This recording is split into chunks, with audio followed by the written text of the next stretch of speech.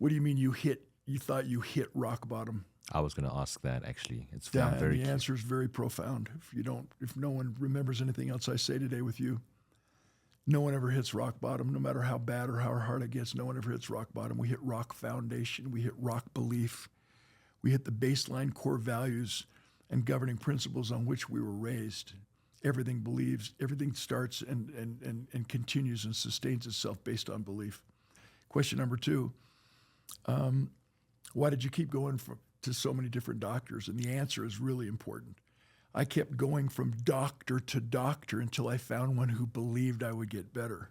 That's powerful. Who reminded me, and I remind the world in every speech, that knowledge is power, but it has no heart.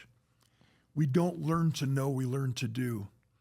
All the information in the world isn't going to make a person successful. It's like the guy who has 3 PhDs, one in philosophy, one in psychology, one in sociology. He doesn't have a job, but at least he can explain why. Moral of the story, reason leads to conclusions, but it is emotion that leads to action. Think about it. Facts tell, stories sell. We sell with emotion, we close with logic. Reason leads to conclusions, but it is emotion that leads to action. That's the only way we're going to get back up and go again. They say the dog will not move off the nail until the dog will not move off the nail until the nail starts to hurt enough. And so we have to have a reason, which brings me to the third question. Clark, you must have been depressed. The saddest thing was I had friends who were in medical school, I had physicians, I had doctors who recommended me to this psychologist, to this psychiatrist, because I was down. I was suicidal. I had lost my identity. I crawled in a cave, stopped talking to people. You know, the typical male, I got this, I got it, I don't need any help. We thought it was a sign of weakness to reach out for help. Be a big boy, don't cry. And one of the things we have to do, gentlemen, is break that stereotype, break that stigma that it's a sign of weakness to reach out for help, when in reality it's a sign of strength. And if my body's atrophied since I weighed 278 and I was a stud. But every single time we go into the gym, we go with that mindset to create discomfort on purpose, to put a little bit more weight on the bar today than we had on it yesterday. But the only way we can go for a maximum lift is if we ask for a spot. It's not a sign of weakness to ask for help, guys. It's a sign of strength if we really want to become the best version of ourselves and push ourselves to that ultimate capacity and potential as a human being. So they came up to me, you must be depressed. You take this medication. You must be depressed. I want to prescribe this. And thank heavens I had the wherewithal and the internal, the raw guts to say, I am not depressed. And what I learned and share with the world, there's a huge difference between being disappointed and being depressed. Okay. There's a giant difference between being discouraged and being depressed. Most of the time when we feel down and someone wants to call it depression, we're experiencing halts. We're hungry, angry, lonely, tired, or sad. And when we're experiencing any one of those 5 emotionally distorted conditions, we can't listen, we can't feel, we can't love, we can't forgive, we can't function at the highest level possible. And that's why we need to understand that when we take medication, it flatlines our human spirit. And every one of us was born with that flight or fight experience where the gift of fear, the gift of stress, the gift of whatever is not going right is our gift to fire us up and allow us to just step it up and rise to the occasion. Under pressure, you don't rise to the occasion, you fall to your level of training. Oh, wow. That's why we train and prepare and practice so hard. So people need to understand pressure is not something that's naturally there. It's created when you question your own ability, and when you know what you've been trained to do, there's never any pressure. Stop making excuses. But the reality now is the 4th most powerful and frequently asked question was, Clark, what took me so long to recover? What took you so long to pivot out of COVID? What takes us so long to get up and go with just so much intensity?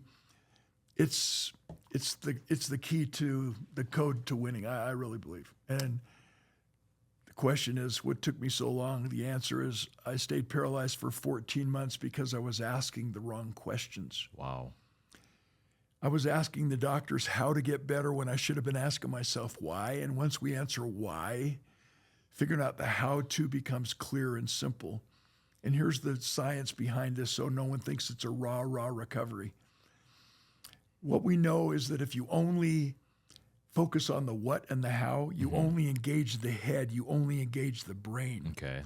But when you add to that a passionate why and a compelling want, which is your personal why that has to be bigger than your why not, physiologically proven, our blood pumps more rapidly, our brains fire, and our muscles engage, which maximizes our performance. Wow. And if you really are serious about taking yourself from where you are to where you want to be, it's important for us to learn the lessons from on purpose, from creating discomfort on purpose. And that's why my favorite theme that I speak on as a keynote speaker is creating and leading a culture of resilience. I love Because that's what change is about. That's what growth, that's how you accelerate growth. That's how you accelerate your personal brand. That's how you accelerate your code to winning. Now that we've kind of dissected my version of your code to winning, what we have to do is engage with the right people who will inspire us to keep going, which validates Jim Rohn's statement that we, in fact, become the average of the 5 people we that. I associate with love the most. that. One of my favorite quotes Which ever. means we must be willing to pay any price and travel any distance to associate with extraordinary human beings, even online in a podcast. Yeah, I love this live. I flew into Vegas just to be on Dave Meltzer's podcast. The live experience is so different than just Zoom. Yeah. And I hope I was able to touch some lives just to kind of consolidate my little rant here. As I look back now in my experience, the code to winning is illuminated in the fact that my football injury became one of the very best things that ever happened to me. Wow. Because it taught me that nothing happens to us, everything happens for us.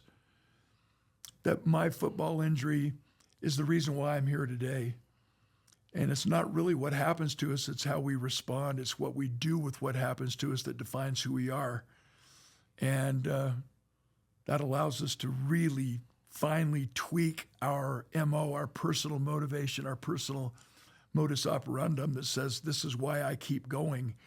And that's why I kind of tie that into the original question, my youth. As far back as I can remember, I've had to figure out a way to get back up and go again. I've broken so many parts of my body, broken my heart, shattered my dreams. But for some reason, when your why is bigger than your why not, and mine suddenly became to make a difference in the world.